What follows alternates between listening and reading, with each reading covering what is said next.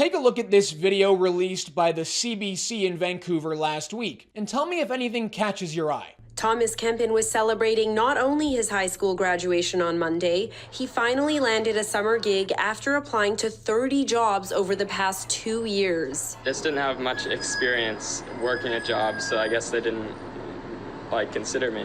He'll be working at Superstore, relieved he can start saving up for university in the fall, but says the lengthy job search was discouraging. And some of the times they just don't even call back or anything that you've gotten rejected.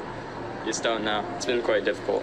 Others are still searching, like Zach McDevitt, who's home from university for the summer. Stressful. I was hoping to make money because it's hard to balance a job and school. So I was hoping to work a lot over the summer and make a lot of money, but that's, tough when you can't find a job.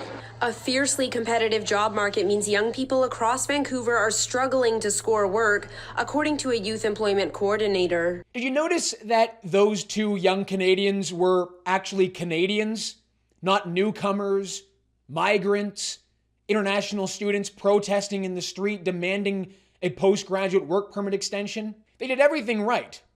They grew up in this country, they went to high school in this country, and now they can't even get a grocery store job, or a fast food restaurant job, or any other entry-level job. Oh, and it's not just two young Canadian kids in Vancouver. Take a look at this article from the CBC last week. Hundreds of rejections, a hard reality for high school students looking for summer jobs.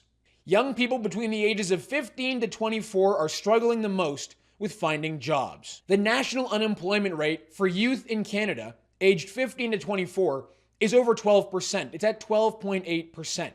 Excluding the pandemic, that's the highest rate of youth unemployment since July 2016. When you break that unemployment data down into specific regions across the country and cities like London, Ontario, you see that the youth unemployment rate in London is over 14%. Unemployment across Canada is rising, but it's youth aged 15 to 24 with the highest spike in unemployment. That's driving the national unemployment rate. In fact, in April of 2024, the youth employment rate reached its lowest level since 2012. From the Globe and Mail last week, young Canadians are struggling to get summer jobs in the face of high interest rates, layoffs, and fierce competition. Oh, fierce competition? Fierce competition for entry-level jobs? What could they mean by that? What do they mean when they say fierce competition? Does the Globe and Mail perhaps mean mass immigration? Millions of people coming into Canada with low skills, competing for entry-level jobs, which should be going to young Canadians, not international students, not temporary foreign workers? Oh, would you just look at that? Employers in Canada are hiring temporary foreign workers for fast food jobs, while Canadians can't find summer work. Look at this article from Radio Canada. From fast food to construction, employers turn more and more to temporary foreign workers. Businesses' demand for temporary foreign workers has surged across the country in recent years, with employers given the green light to hire more than double the people through the federal program last year as they did just 5 years ago. 239,646 temporary foreign workers were hired last year. Compare that to 2018, when 108,000 temporary foreign workers were hired. And take a look at this graph, which shows the percentage change of reliance on temporary foreign workers broken down by job. And I'm just going to highlight some of the typical youth summer jobs. Let's start with cooks, being a line cook. From 2018 to 2023, the number of temporary foreign workers hired to be line cooks has increased 279%. How about this? Food counter attendants, kitchen helpers, and related support occupations. Working in a fast food restaurant. Are you ready for this number? Hold on to your chairs. From 2018 to 2023, the percentage change of the hiring of temporary foreign workers for that specific job is up 4,802%.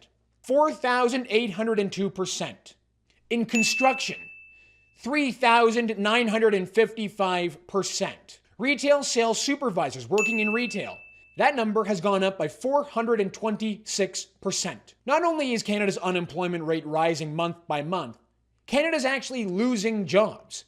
In June, Canada lost 1,400 jobs across the country right as the summer season begins. No one at the political level is willing to actually address this. No one is willing to say that employers in this country are increasingly relying on foreigners to work jobs which should be going to young Canadians. No one is willing to actually stop the flow of newcomers into this country without any skills to put the needs of Canadians first.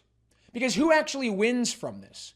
We know it's not young Canadians whose needs should be put first. It's large corporations. It's business lobbying groups like the Canadian Federation of Independent Businesses, who likes to remind us all, that young Canadians just don't want to work these jobs. Young Canadians aren't willing to get their hands dirty. They're lazy. You have to hire foreigners for this work. That's a lie, all right? That's a complete lie. We all know it's a lie, and it has been allowed to go on to this point. When is a politician actually going to say enough of this? My duty is to Canadians. My duty is to the Canadian people, not to foreigners and not to large corporate interests.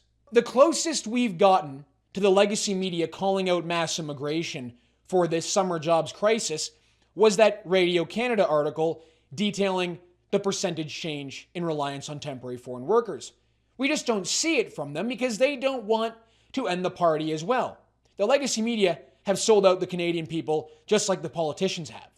But RBC Bank, they don't seem to have an issue with calling out record population growth triggering this summer jobs crisis. In fact, as far back as in January of this year, they called it out directly. Take a look at this. Students and new graduates are bearing the brunt of the labor market downturn. While new arrivals to Canada have been driving population growth higher, it's actually students and new graduates that have been driving unemployment rate increases. With population growth surging, higher unemployment has come predominantly from slower hiring rather than more firing. National employment counts are still rising, but no longer quickly enough to absorb new labor market entrants. And just take a look at this graph here, published by Indeed, which shows the situation that we are in right now. It's the growing gap between population growth and employment in this country. It actually seemed to be tracking until about the midpoint of 2023, and then it just broke off, with young Canadians being left behind. If you're curious as to how exactly employers can get away with hiring temporary foreign workers or international students and not actually hiring Canadians, well, they do so through the process of LMIA, Labor Market Impact Assessment. We've talked about this before on the show, but I want to highlight one egregious example of LMIA exploitation. Immigration consultants like Global Gateway Visa will purchase pre-approved LMIAs. These are applications to Employment Canada to justify and explain to the government why they can't hire a Canadian for a specific job, and it would allow them to then hire a foreigner for that job. They will pre-approve many different LMIAs for jobs like butcher meat chef in Ontario. What the hell is even that? Or pizza cook in Ontario, food supervisor baker, or pastry chef. They will then sell those LMIAs, sell those jobs to foreigners for upwards of $10,000, even more sometimes. I've heard stories of LMIAs being sold for $30,000. You have to understand, the federal government is complicit in this. They are the ones that allow LMIA exploitation to happen. They sign off on LMIA exploitation. It is a written contract between the federal government and an employer to leave Canadians behind and hire foreigners. Because we are supposed to believe that there is not a Canadian who could be a butcher.